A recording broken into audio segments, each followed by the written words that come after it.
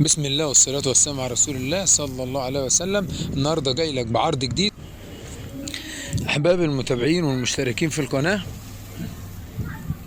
إن شاء الله مش هطول عليكم 5 دقايق إن شاء الله. طبعا الصورة طبعا مش للفت الأنظار بس إن شاء الله أنا جاي لك بعرض النهاردة جميل جدا جدا جدا بالنسبة لي. يعني سعر بسم الله ما شاء الله ممتاز، سعر بسم الله ما شاء الله ممتاز. النهاردة زي ما انت شايف معانا، وهيكون العرض ده غدا ان شاء الله، بس الحجز يكون من دلوقتي عشان الطلبية على قد الحجز، يعني الطلبية على قد الحجز مع الأستاذ إسلام طبعا المشهور بالنسبة لنا على الفيسبوك، خاصة الأستاذ إسلام لومة. عرض الدخن بفضل الله معاه دخن بسم الله ما شاء الله أحمر زي ما أنت شايف، جودة ممتازة جدا جدا جدا، حاجة الله أكبر. وطبعا هو راجل غني عن التعريف. الأستاذ إسلام من الناس المحترمة جدا جدا، من الناس الأمينة بفضل الله عز وجل. وطبعا زي ما أنا قلت هو غني عن التعريف. وأنا كان شرف لي إني عرفته، مع إني عرفته متأخر، بس هو حد من الناس المحترمة، من الناس الأمينة، من الناس اللي بتخاف على سمعة السوق، من الناس اللي بتخاف على موضوع حد يغش حد، بيخاف جدا او بيبقى عنده حذر جدا من ان حد يتغش يكون مبتدئ. يزعل جدا ان حد يظلم حد في موضوع العصافير، ان حد يغش حد، خاصة لما يكون هاوي مبتدئ ويقع على حد مثلا مش تمام ويغشه او يضله. فالراجل ده بتزعله الحاجات دي. ده دليل ان الراجل ده محترم، ان الراجل ده بيخاف على السوق، ان الراجل ده بيخاف على الهاوي يتدبس في قص بكام الف. الشاهد ان شاء الله الاستاذ اسلام عامل بكره عرض على الدخن ممتاز جدا. عنده الدخن العدان او السنابل زي ما بيسميه بعض الناس. عنده نوع ب90 جنيه بسم الله ما شاء الله ممتاز، عنده نوع ب100 جنيه، عنده نوع ب120 جنيه. طبعا اغلى نوع في العدان او في السنابل 120 جنيه. طبعا السعر ده مش موجود عند اي حد بره نهائي نهائي نهائي. وده مش دليل ان الحاجة عنده وحشة او بايظة او متخزنة او الكلام ده كله.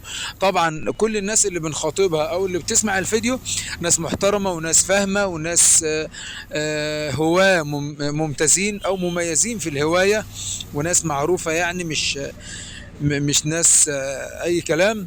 طبعا اللي هيشوف الحاجة بعينه طبعا هيأكد عليها وهيعرف احنا بنتكلم عن ايه. طب عايز تسأل على الدخن الفرط اللي قدامك ده والجودة اللي قدامك الممتازة دي، مش هنقول لك 100 جنيه، ولا هنقول لك 90 جنيه، ولا 80 جنيه. الدخن اللي انت شايفه قدامك الجودة الممتازة العالية دي 75 جنيه. عرض يعني ما يتفوتش. بغض النظر بقى ان في ناس ممكن تقول لي انت بتطبل، انت بترزع لبعض الناس، او انت ليك مصلحة معاه. اقسم بالله لحد الان انا ما شفت الراجل ده بعيني، بس يكفيني اللي بسمعه عنه، يكفيني اخلاقه، يكفيني معاملته.